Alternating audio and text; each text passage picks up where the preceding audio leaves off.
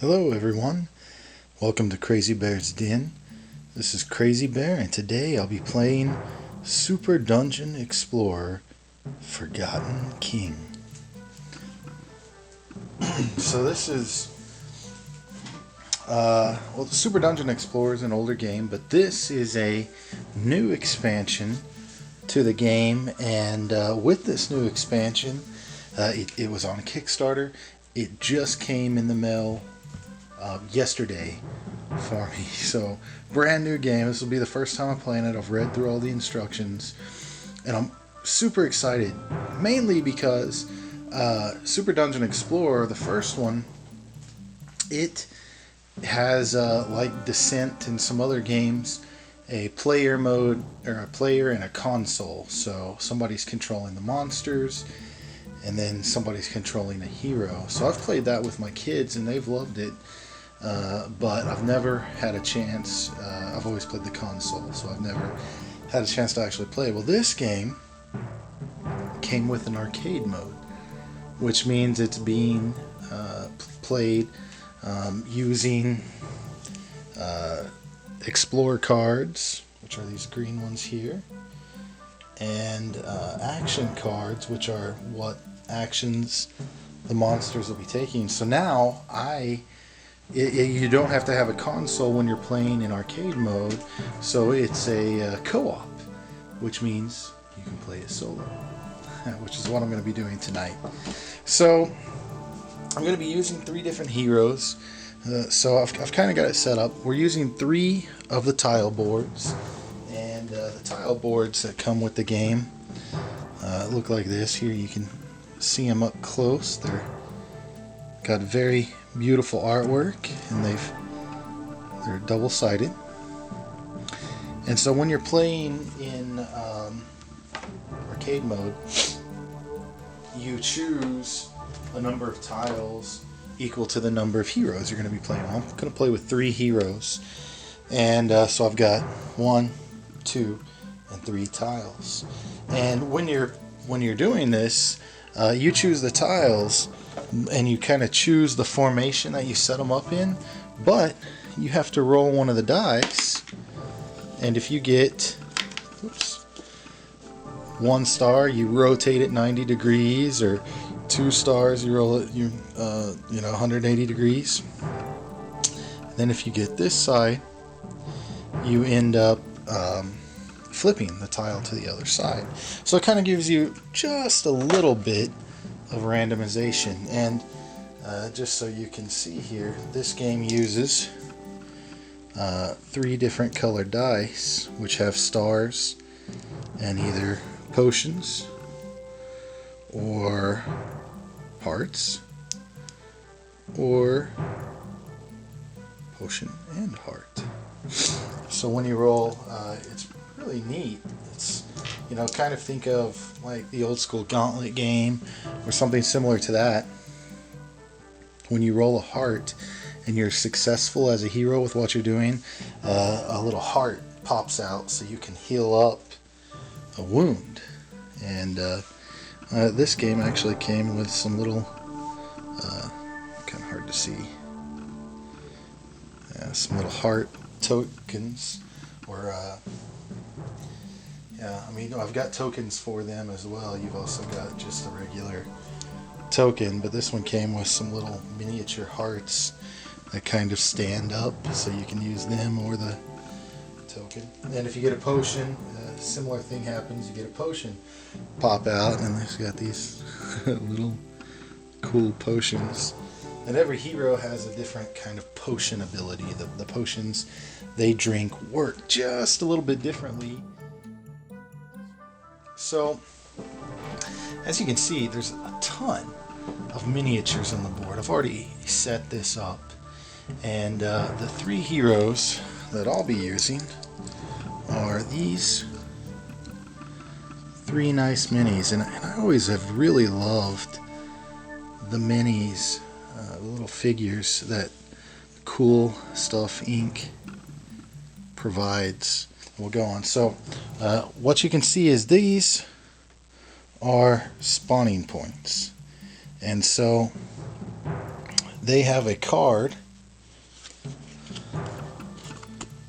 that goes with them that tells you what kind of monsters it spawns and how many health that it has. And so if I were to pull a spawn, it would spawn additional monsters if I had any in the pool left to spawn. Right now it's spawned all that I have, so it's got all of these little miniatures out, and you can see for instance this one has some wolves and some little spirit things. What are these things called? Despair shrouds. So here's the cards that go with them that kind of give you an idea for the actions that they can take, and the number of wounds they have, the number of spaces they can move, their attack strength and their defense strength. So it's got a lot of moving parts in this game. Right now I'm going to introduce you to my 3 heroes. I've already showed you the minis, but first we have the Mistborn Shaman. So he's a magic user, and he's got several different abilities here. On the back of these cards it even gives you different abilities that they might have, or the way that the different abilities work. And then I'm also playing the Emerald Princess. She's going to be arranged. Finally, the Royal Warden. I just realized I have like 3 ranged and no melee, so I might be in trouble. I don't know, this is the first time I'm playing, so bear with me.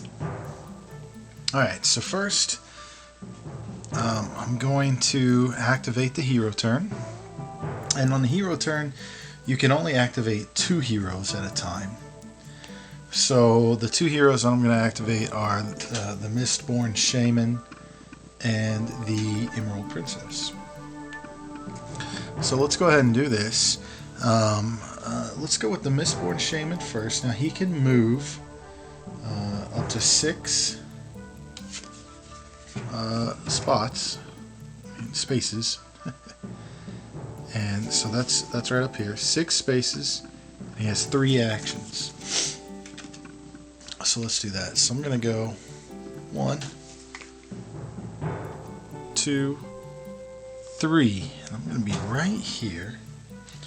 Okay, so I'm going to use one of my action points to smash the chest, because I don't have a key, so I can't use a key to open it. So I'm going to smash it, and I get to just draw 1 treasure card from the treasure deck and add it to my backpack.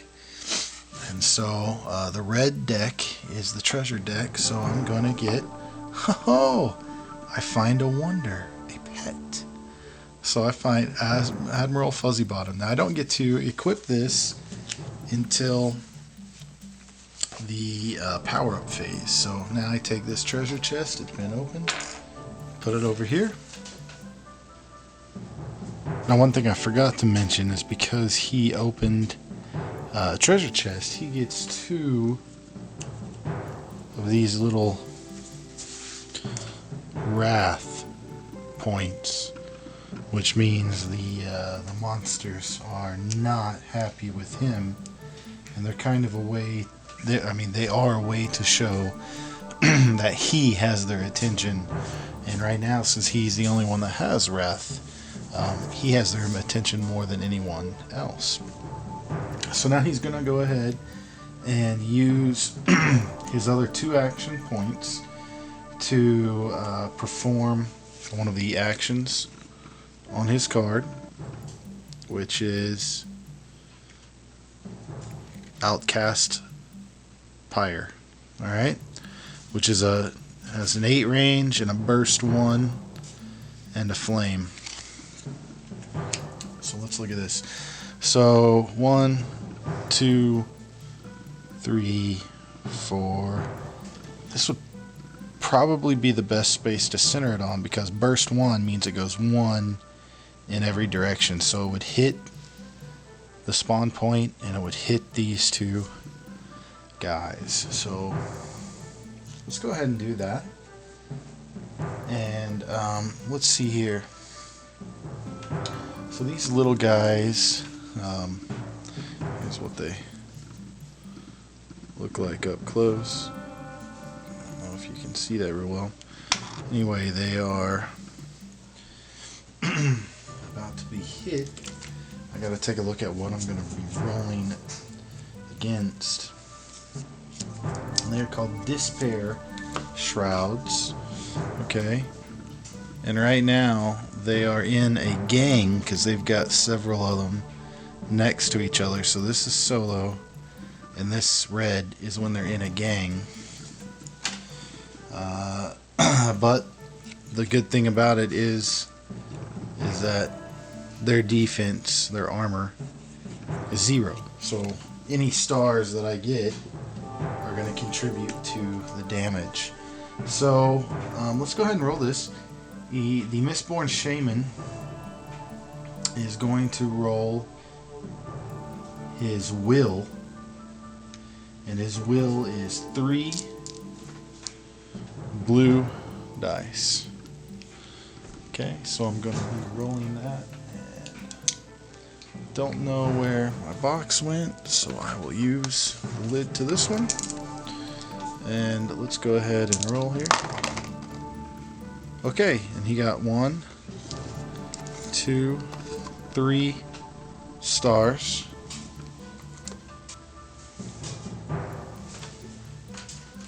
Okay, now I actually need to move him here.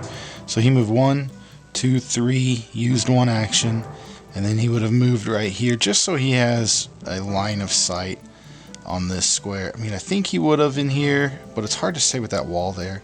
So as long as I move him here, I can draw it from this corner to here, and we know for a fact that he had line of sight. So again, he rolled 3, and he only makes 1 roll when it's a burst template, an area of effect. But each monster that's affected, or figure that's affected, this one, this one, this one, would get to roll a defense if they had one. Well, again, the Despair Shroud has an armor of 0 stars, so they don't even roll anything. So they both take 1 wound, which is enough to kill them. They only have 1 hit point each. So those are going to go back over to my pile over here. And then this spawn point, this is a spawn point card. And they don't have armor either, but they do have health, and it takes 1 wound. So I'm gonna of course place one of these little heart tokens on there to signify a wound. He has used all 3 of his actions now, and he's only moved 5, but there's really nowhere that he needs to move. But now we got to deal with what happens now that he killed those 2 monsters. He's going to get another 2 wrath tokens. Okay, so he's at 4 altogether, and additionally we get to draw 2 loot cards because we destroyed 2 creatures. So these are the 2 loot cards, and they're going to go into our backpack to wait for our power-up phase here at the end of our activation turn. So now we're going to activate our next hero, which we've chosen to be the Royal Guardian, or Royal Warden, sorry. Now he also has 6 move and 3 actions. So we're going to 1, 2, 3, 4, 5, 6. He's going to move right here. Actually, you know what? Let's do 1, 2, 3, 4, 5, 6. Right there. So he's kind of arranged. I want to keep him back a little bit. But what I would like to do is I would like to get a hit in on the spawn point again. And 1, 2, 3, 4, 5, 6. Yes. That is just within range. Oops. There we go. Of his crossbow. Alright. So 6 range here. And he's going to use one of his actions to go ahead and attack with the crossbow. So he's using his dex to attack here, so he gets 2 blue dice, and the crossbow bolt action says that it gets 1 extra blue dexterity dice, so I'm going to add. So that's 3 altogether again, and so we are going to roll these 3. Oh, 2 hearts and nothing. So that is not successful. So 2 hearts would have popped out if that had been a successful attack, and he could have used those to heal up, which nobody's injured at the moment, so it wouldn't have mattered. But instead, he can't use that at all. Now he is going to, he's got 2 more action points left. So he's going to go ahead and use his crossbow bolt again. So he's going to fire at that spawn point. Aha. This time he got 2 stars, and it has no defense, so once more it takes another wound. So it's at 2 of the 3 wounds that salt pillar can take. And now with his last action point, he is going to use his crossbow again and try to destroy this spawn point, this salt pillar. Come on. Okay, look at that, 2 and a blank. So he is successful, and he has now destroyed this salt pillar. So this spawn point is no more. So these are the only creatures that are going to be here. Once we destroy these, they're going to be done. So that's our 2 heroes. And next is going to be the power up portion. So now I can give, so we've got, let's see. Oh, actually, that's not entirely it, because when we destroy a spawn, we have to spawn a, I believe a mini boss. I might have been a bit overzealous here, because I'm not sure that I wanted to do that yet. So players must place, so that's going to be at the, let's see here. The power up occurs after every turn, both hero and console. So I think that the power up is going to occur, the boss spawn is going to occur at the end of that. So let's go ahead and do what I was doing here. So we're in the power up phase, and oh yes, guys, I'm sorry, keep forgetting things, but the Royal Warden does gain a 2 wrath for destroying a spawn point. So the Shaman right now has 4. He's still the most wanted, but the Royal Warden is on the radar. During the power-up phase, the first thing we do is we look at equipment. So we check our backpack, and we gain 3 cards this turn. A Wonder, which is Admiral Fuzzybottom. So we get a pet. We found a pet kitten in that treasure chest. And then we also get a Witch Wand and a Rusty Gauntlet. Now Witch Wand adds 1 red dice to will, and Rusty Gauntlet adds 1 armor. So what we're going to do is we're going to put the Witch Wand on the Mistborn Shaman. So see that yellow goes on the yellow side. And so now he's equipped that. So now when he does his spells, instead of just using his 3 will here, he'll also use another red dice here. Red die here. And then for the Rusty Gauntlets, we are going to, since we've got the warden up here, we're going to go ahead and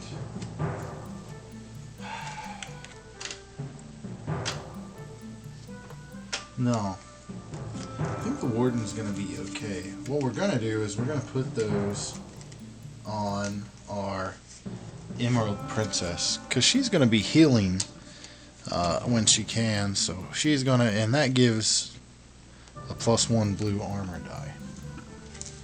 Okay, so we've equipped those.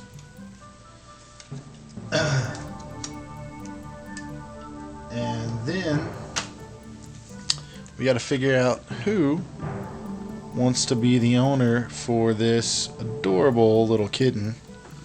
And so we get the miniature out and the card that goes with the kitten. And we're going to put this kitten on the board right here where that treasure chest was. And we've got to make somebody the owner of this cat. And we're going to make the princess the owner of Fuzzy Bottom. So we're going to put his card up there by her. So now we have done all of the equipment and the wonder, and now we would advance the Mighty Monsters track if we needed to, but that doesn't happen. And finally we're going to spawn bosses, and guess what, we did destroy yep, we did destroy a spawn point. So this mini boss, which is Salt, there we go, comes into play. And that's bad news for us. I might have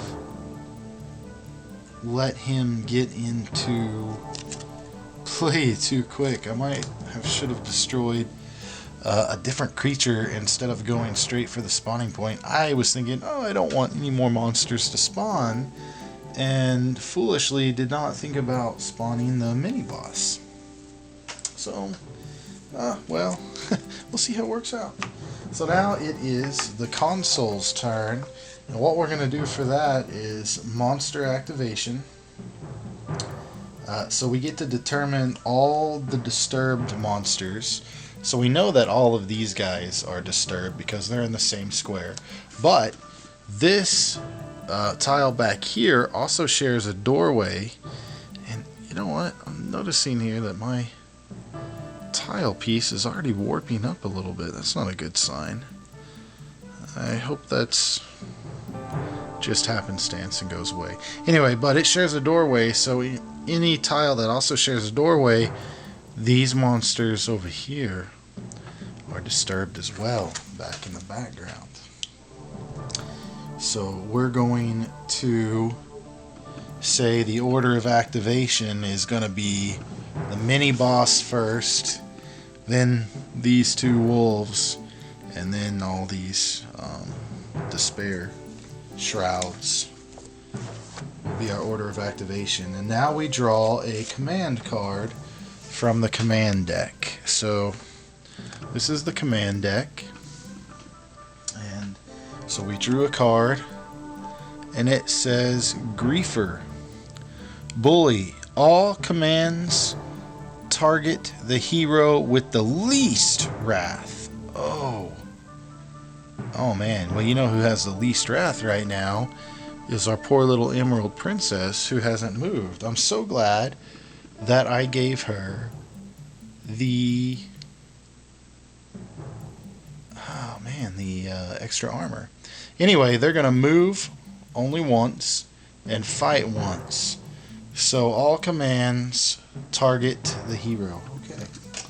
With the least. That's interesting. So we're gonna follow this command. Alright, so that means that Salt is gonna activate. Now he is not going to be able to go back here and get to her. No, actually, I take that back. Salt can fly on his card. That's no good. So he is going to, and he has a move of 6. So he can go 1. Let's see here. 1, 2, 3, 4, 5, 6. And get right there. He flies over those walls. Flies over the brambles, because this is difficult terrain over here. And lands right beside the Emerald Princess. And he is going to now use his commands. And what he's going to do is he is first going to do extreme weather, wave 2, fire and ice. Actually, he only moves to where, well, that's where he has to go.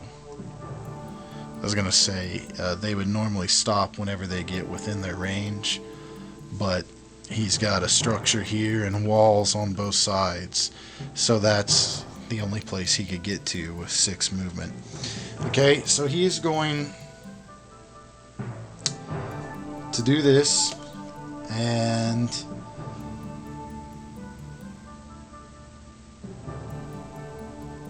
yeah, okay. So he has 4 on his strength of attack, and the Emerald Princess has 3, 4 because of the rusty gauntlets armor. And what we want is we want her to be able to roll more than 4 stars so that she can block that, and she does not. She only rolls 2 and 2 hearts, so she is going to take a wound here. And she see, this has fire and ice, and if you flip it over, this means this model will suffer a fire, is on fire and suffers 1 wound during its upkeep. And then ice, it may not use any unique actions, and unique actions are all the actions listed on their card, so they can only use the common actions until that is that's only 1 turn, fortunately. Okay, so she takes a wound, so I put a heart on her, and I'm going to put the status effects on her as well. So I don't even have these punched out yet. Oops. So I punched out the fire and the ice. So I've got those, so I'm going to put those on there to remind me that during upkeep she will encounter that. Now he has 1 more, which is Circle of Salt, Immobile, and what that does is he now causes her to be immobile next turn, so she's not even going to be able to move next turn, so she is stuck there for a turn. Okay, we're off to a bad start, people. Now it's the I believe it's the Mistborn. Mist Hounds. Okay, so they're up next. Alright, and they've got 8 moves and are close range. So 1, 2, 3, 4, 5, 6, 7, 8. Yep, he can get there. Now this guy is not going to be able to get there. So the closest that he's going to be able to get is 1, 2, 3, 4, 5, 6, 7. He'll be able to get to this, and this will be the 1, 2, 3, 4, 5, 6, 7. Yeah, he'll be right there, and he's going to attack you. So first, let's go with her. He is not around any people to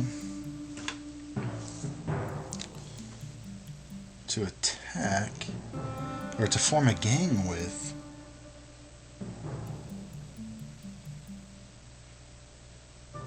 Let's see.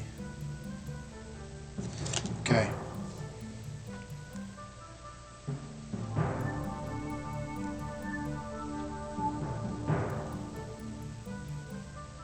So he's going to make a basic attack. His strength is 2. So again, she's going to try to beat that with a roll here. She gets a 1.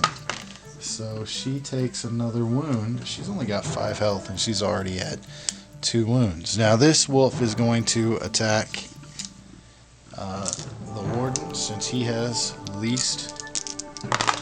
Oops. And the warden only has 3 armor. So he gets 2. And I believe that means he does not get damaged. So because he got 2 stars and the monster's attack is only 2 stars, then the monster did not defeat his defense, so he does not take any wounds. Now that's the only action on the Predator's Misthound's card. So now we're going to activate the Despair Shrouds, and they have flying as well, and they can move 5.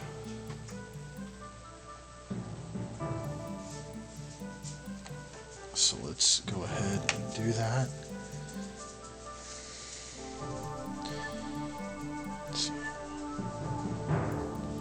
Let's see here. 1, 2, 3, 4, 5. Nope. 1, 2, 3, 4, 5. Yeah. 3, 4, 5. 1, 2, 3, 4, 5. 2, 3, 4, 5. And 1, 2, 3, 4. 5 right there, right beside that wall. And then we are going to attack. So he is going to be able to attack him, and he's going to be able to attack him. And now they are close enough to make a gang.